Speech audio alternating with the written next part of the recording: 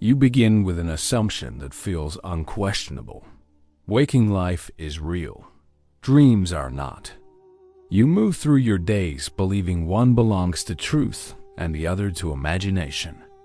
The boundary feels clear. One ends where the other begins. But Ibn Arabi questioned this certainty. He taught that waking and dreaming both unfold within the same field of awareness. They differ only in continuity, not in kind. Existence itself, he said, is a vast imagination, the real imagining through every form, including the one you call yourself. If all experience arises within this single act of divine imagining, what does it mean to awaken? Is awakening the end of the dream or the recognition of who dreams? You call something real when it endures, when others perceive it as you do, when memory confirms it. Shared perception becomes the test of truth. Yet this stability depends on fragile conditions, attention, memory, and belief. Ibn Arabi observed that what you call reality is sustained not by permanence, but by divine awareness recreating each moment anew. Continuity is not proof of independence, but evidence of dependence. If existence must be constantly imagined to appear, is reality something you discover, or something being continuously imagines into form? For Ibn Arabi, the world exists in the realm of imagination. Kyle. This imagination is not personal or fanciful. It is the creative power of the real itself. The world is neither unreal nor fully real. It is the medium through which the infinite expresses itself in finite forms. Dream and wakefulness, therefore, are not opposites but degrees of clarity within the same imagination. You never step outside this field. You only experience shifts within it. If everything that appears is a symbol through which being knows itself, can anything truly be unreal? In both waking and dreaming, there is always a sense of an observer, the one who experiences, remembers, and calls itself I. Yet this observer changes. It forgets, it adapts, it believes itself constant while being rebuilt in every perception. Ibn Arabi taught that even this I is part of the dream. It is a form imagined within awareness, not its ruler. The witness you rely on for certainty is itself an appearance in the field of being. If even the observer is imagined, who then perceives the dream? You may think awakening means escape, to break free from illusion and enter reality. But Ibn Arabi reversed this assumption. Awakening is not departure. It is recognition. It is not the end of the dream, but the end of misinterpretation. The dream continues, yet its meaning changes. The one who sees separation wakes to unity. The dream does not vanish. Awareness understands it as revelation. If awakening does not destroy appearance, what exactly does it transform? Dreaming occurs at many levels. The senses construct appearances. The mind weaves stories. The soul imagines existence itself. Ibn Arabi explained that the cosmos is a hierarchy of imaginations, worlds within worlds, each reflecting the real according to its capacity. What you call waking life is simply a more coherent dream, sustained by divine imagination. Death, sleep, and mystical vision are shifts between layers of the same continuum. None are outside the dream. Each reveals it differently. If every level of experience is a mode of dreaming, what distinguishes awakening from another dream?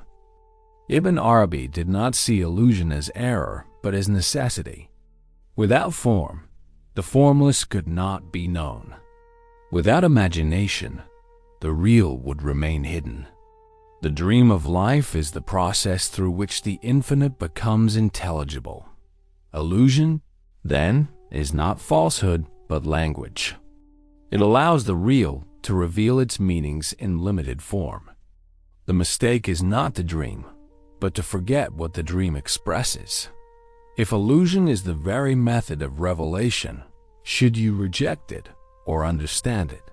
To awaken is to remember that awareness itself is the dreamer. Ibn Arabi called this remembrance dhikr, not repetition of sound, but recovery of attention.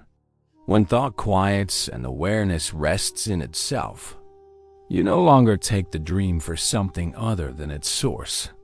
Every event becomes a sign, pointing back to being. The dreamer remembers that what appears as world, body, and thought is a continuous unfolding of the same consciousness could remembering. Then, be the act through which the dream knows itself as real?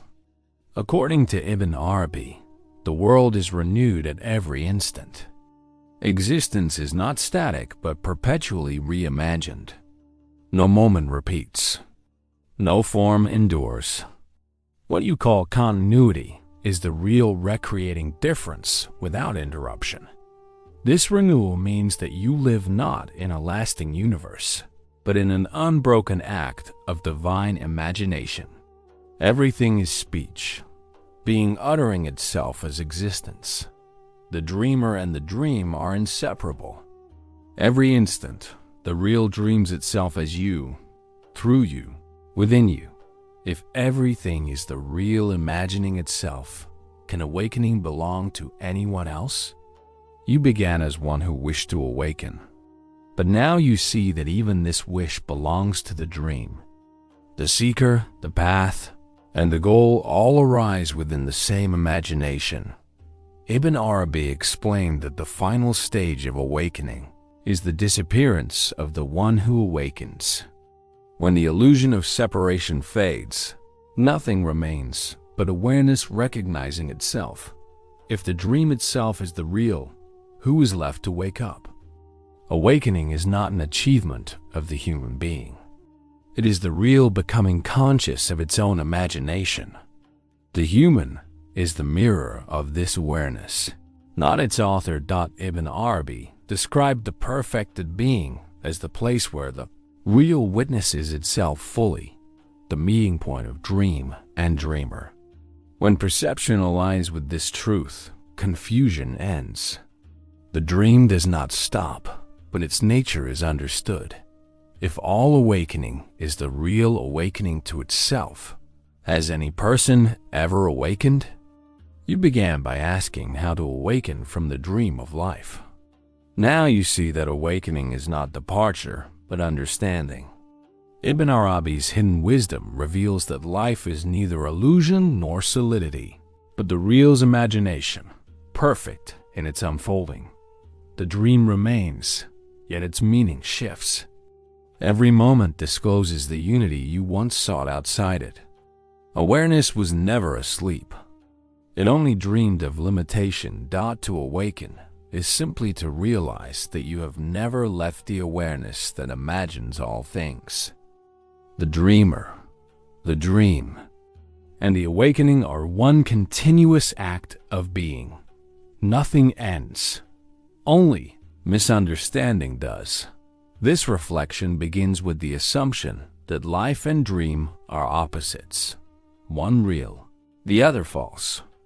Through Ibn Arabi's reasoning, that opposition dissolves.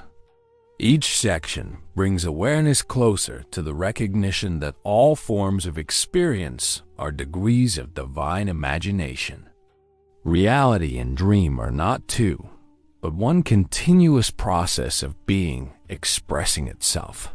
Awakening, therefore, is not escape, but insight. It is not about leaving the dream, but understanding its nature.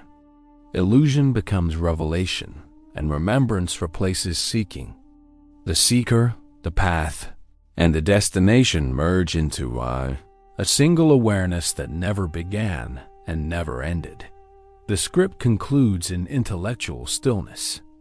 The realization that life itself is the real's ongoing imagination, and that awakening is nothing more. and nothing less than the knowledge that you were never asleep.